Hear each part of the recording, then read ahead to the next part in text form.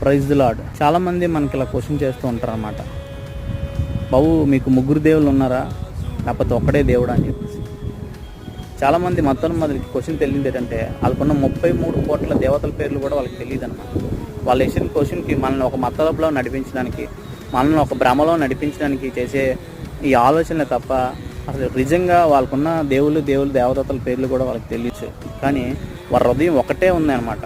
వారి ఆలోచన ఒకటే, మమ్మల్ని ప్రేమించారు, మా కొరకు ఆయన ప్రాణం పెట్టాడు, ఆయన రాజ్యంలో చేర్చుకోవడానికి ఆయన ఎంతగానో ఇష్టపడుతున్నాడు. అయితే తండ్రి, కుమార, పరిశుద్ధాత్మ వారి హృదయం ఏకరీతిగా ఉందన్నమాట. వేరుగా ఉన్నారు కానీ వారి హృదయం ఒకటై ఉన్నదనమాట.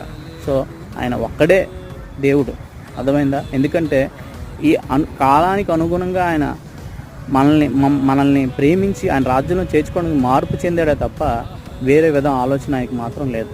దేవుడు మాత్రం ఒక్కడే, నేను తప్ప వేరొక దేవుడు లేడన్నాడు ఆయన.